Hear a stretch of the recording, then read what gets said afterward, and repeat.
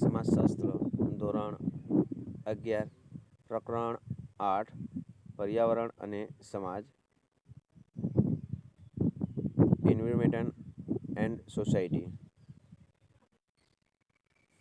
આપેલા વિકલ્પોમાંથી સાચો વિકલ્પ પસંદ કરી ઉત્તર લખો. પ્રશ્ન નંબર 1, નીચેનામાંથી કયું તત્વ પર્યાવરણનું નિર્જીવ તત્વ નથી? એના 4 વિકલ્પો વિદ્યાર્થી મિત્રો: એ અગ્નિ, બી સેટેલાઇટ, સી વાયુ અને ડી પૃથ્વી. એનો સાચો જવાબ છે વિદ્યાર્થી મિત્રો બી સેટેલાઇટ. પ્રશ્ન નંબર 2, સામાજિક રીત રિવાજોનો સમાવેશ કયા પ્રકારના પર્યાવરણમાં થાય છે? એના 4 વિકલ્પો વિદ્યાર્થી મિત્રો: એ પ્રાકૃતિક પર્યાવરણમાં, બી ભૌગોલિક પર્યાવરણ, સી આર્થિક પર્યાવરણ, ડી સાંસ્કૃતિક પર્યાવરણ. એનો સાચો જવાબ છે વિદ્યાર્થી મિત્રો ડી સાંસ્કૃતિક પર્યાવરણ. પ્રશ્ન નંબર 3, નીચેનામાંથી કયો ઉદ્યોગ માટી સાથે સંકળાયેલો નથી? એના 4 વિકલ્પો વિદ્યાર્થી મિત્રો: એ શણ, બી નાળિયેરી, સી સૂતર અને ડી ડેરી. એનો સાચો જવાબ છે વિદ્યાર્થી મિત્રો ડી ડેરી.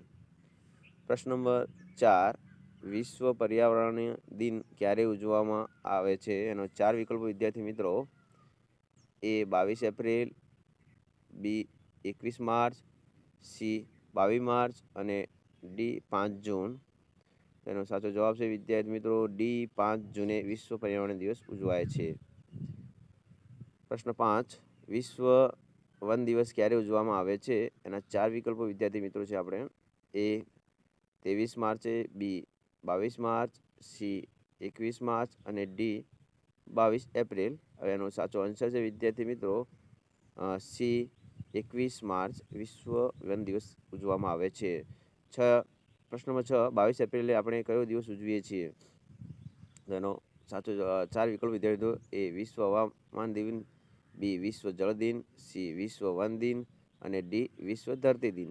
હવે એનો સાચો જવાબ છે વિદ્યાર્થી મિત્રો ડી વિશ્વ ધરતી દિન આપણે 22 એપ્રિલે ઉજવીએ છીએ. પ્રશ્ન 7, સૃષ્ટિનું સર્જન કરનારું તત્વ કયું છે? એના 4 વિકલ્પો છે વિદ્યાર્થી મિત્રો: એ સર્જક, બી સંચાલક, સી સંહારક અને ડી આપેલ પૈકી એક પણ નહીં. એનો સાચો જવાબ છે વિદ્યાર્થી મિત્રો એ સર્જક.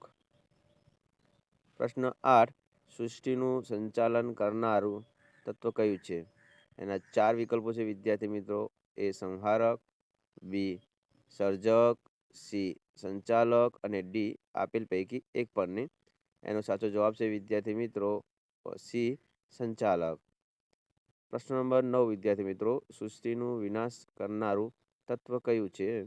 એનો 4 વિકલ્પો છે વિદ્યાર્થી મિત્રો: એ સંચાલક, બી સંહારક, સી સર્જક અને ડી આપેલ પૈકી એક પણ નહીં. તો એનો સાચો જવાબ છે વિદ્યાર્થી મિત્રો બી સંહારક. સૃષ્ટિનો વિનાશ કરનારું તત્વ સંહારક છે.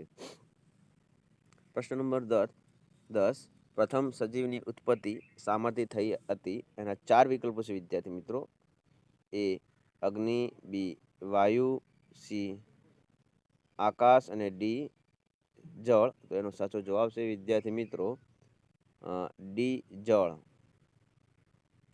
પ્રશ્ન નંબર 11, પ્રકાશ સંશ્લેષણ માટે કયું વાયુ જરૂરી છે? એના 4 વિકલ્પો વિદ્યાર્થી મિત્રો: એ ઓક્સિજન, બી કાર્બન ડાયોક્સાઇડ, સી નાઇટ્રોજન અને ડી આપેલ પૈકી એક પણ નહીં. એનો સાચો જવાબ છે વિદ્યાર્થી મિત્રો બી કાર્બન ડાયોક્સાઇડ. પ્રશ્ન નંબર 12, કયા આવરણમાં કાર્બનિક અને અકાર્બનિક ઘટકો હોય છે? એના 4 વિકલ્પો વિદ્યાર્થી મિત્રો: એ મૃદાવરણ, બી જલાવરણ, સી જૈવિક આવરણ અને ડી વાતાવરણ. એનો સાચો જવાબ છે વિદ્યાર્થી મિત્રો એ મૃદાવરણ. પ્રશ્ન નંબર 13, પર્યાવરણના કયા ઘટકોમાં જીવ સૃષ્ટિનો સમાવેશ થાય છે? એના 4 વિકલ્પો વિદ્યાર્થી મિત્રો: એ વાતાવરણ, બી મૃદાવરણ, સી જૈવિક આવરણ અને ડી જલાવરણ. એનો સાચો જવાબ છે વિદ્યાર્થી મિત્રો સી જૈવિક આવરણ. પ્રશ્ન નંબર 14 વિદ્યાર્થી મિત્રો, પર્યાવરણ સંશોધન અનુસાર અવાજનું સ્વીકાર્ય સ્તર કેટલા ડેસિબલ છે? એના 4 વિકલ્પ વિદ્યાર્થી મિત્રો: એ 125 ડીબી, બી 55 ડીબી, સી 200 ડીબી અને ડી 225 ડીબી. હવે એનો સાચો આન્સર છે વિદ્યાર્થી મિત્રો એ 125 ડીબી.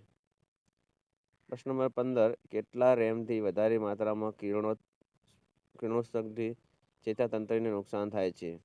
એના 4 વિકલ્પ વિદ્યાર્થી મિત્રો: એ 125 રેમ કે તેથી વધુ, બી 400 રેમ કે તેથી વધુ, સી 1000 રેમ કે તેથી વધુ અને ડી 500 રેમ કે તેથી વધુ. એનો સાચો જવાબ છે વિદ્યાર્થી ડી 500 રેમ કે તેથી વધુ. પ્રશ્ન નંબર 16: કોના મત મુજબ જો વર્તમાન દરથી તાપમાન વધ્યા કરશે તો ઈસવીસન 2026થી 2060 દરમિયાન પૃથ્વીના તાપમાનમાં 2 સેલ્સિયસની વૃદ્ધિ થશે?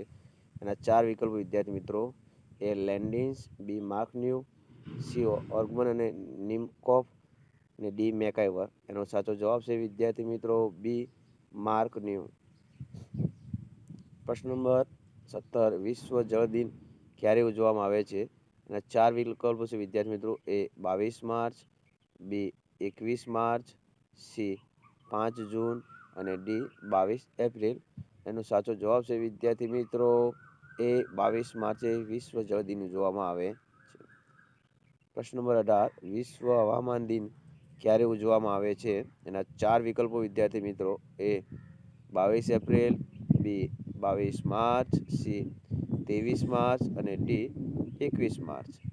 એનો સાચો જવાબ છે વિદ્યાર્થી મિત્રો સી 23 માર્ચ. પ્રશ્ન જો વિદ્યાર્થી મિત્રો ચેનલ સબસ્ક્રાઈબ ના કરી હોય તો સબસ્ક્રાઈબ કરો, લાઈક કરો અને શેર કરો નવા વિડીયો જોવા માટે. એજ્યુકેશનને લગતા, રમતગમતને લગતા વિડીયો આપને આ ચેનલમાં જોવા માટે મળશે.